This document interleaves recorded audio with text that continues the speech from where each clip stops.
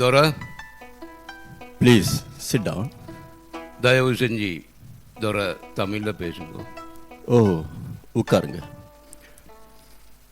உங்க மகன் பலவிதமான போதைப் பொருட்களை உடம்புக்குள்ள ஏற்றிருக்காரு கண்டபடி.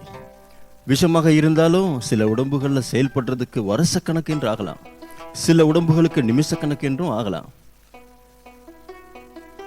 என் பிள்ளையிட நிலைமையை சொல்லுங்களே Dora. மருந்தாக இருந்தாலும் தப்பா உட்கொண்டோம் என்றா பக்க விளைவுகளுக்கு உட்பட்டே தான் ஆகணும். அதுங்கிறது சாப்பாட்டுக்கு முன்ன உட்கொள்ள வேண்டிய மருந்த சாப்பாட்டுக்கு பின்ன உட்கொண்டாலும், சாப்பாட்டுக்கு பின்ன உட்கொள்ள வேண்டிய மருந்த சாப்பாட்டுக்கு முன்ன உட்கொண்டாலும் பக்க விளைவுகளுக்கு உட்படுவதை தடுக்க முடியாது. நீங்க என்ன சொல்ல வாரீங்கன்னு எனக்கு விளங்குதில்லை. அதைத்தான் சொல்ல வரேன்.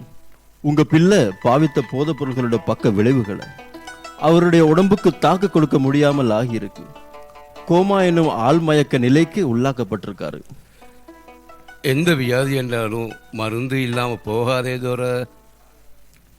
எல்லா வியாதிகளுமே உலகத்துல எல்லா இடங்களிலும் என்றும் இல்லை, எல்லா மருந்துகளுமே உலகத்துல எல்லா இடங்களிலும் என்றும் இல்லை. பாருங்க, சக்கரை புண் வந்தா எங்க நாட்டுல விரலை வெட்டுறாங்க, காலை வெட்டுறாங்க. எல்லா நாட்டிலும் அப்படி இல்லையே. சக்கரை வியாதி என்றா என்னவென்றே தெரியாத நாடுகளும் இருக்கத்தான் செய்யுது. இப்ப நீங்க என்ன சொல்ல வாரீங்க Dora? உங்க மகனை குணப்படுத்துறதுன்னா இந்தியாவுக்கு கொண்டு போகவாகும். அதுவும் இந்த 2-3 நாளைக்குள்ள. ஏன்னா அவரோட ஆழ்மயக்க நிலை நிமிஷத்துக்கு நிமிஷம் முற்றிக்கொண்டே போகுது. வேற வழியே இல்லையா Dora? வேற வழி இருந்தா நானே ட்ரீட்மெண்ட் பண்ணியிருப்பேனே. பிள்ளை மேல ஆசை இருந்தா அவசரமாக கொண்டு போவதற்கான முயற்சிகள் இறங்குங்கோ. நான் எம்பசிடர் கூட பேசி விசாவுக்கு ஏற்பாடு செஞ்சு தரேன். இதுக்கு உதவி செய்யக்கூடிய நலம்புரி சங்கங்கள் எவ்வளவோ இருக்கு. என்றாலும் காலதாமதமாகும். சொல்லுங்க Dora, வேற வழியே இல்லையா? சிஸ்டர், உங்களோட டேடிக்கு சொல்லி புரிய வைங்க.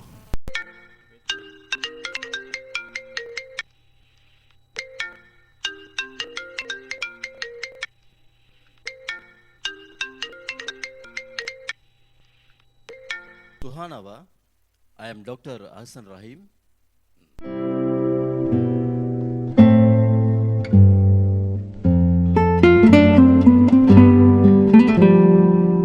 இது எல்லாத்துக்கும் காரணம் அந்த ஆப்பக்காரி மகள் தான்.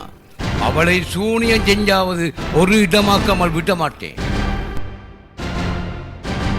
முதல்ல உங்களோட வைத்தியத்துக்கு டாக்டரை பார்க்கணும். நான் அவ காப்பாத்துறதுக்கு வழி பார்க்கறத விட்டுட்டு சூனியம் செய்ய போறாரா? இந்த ஜின்னோட்டி பிசாசோட்டி பேயோட்டி என்ன எவனையாவது வீட்டு வாசலை மிதிச்சு வச்சு அதையும் பார்ப்போமே.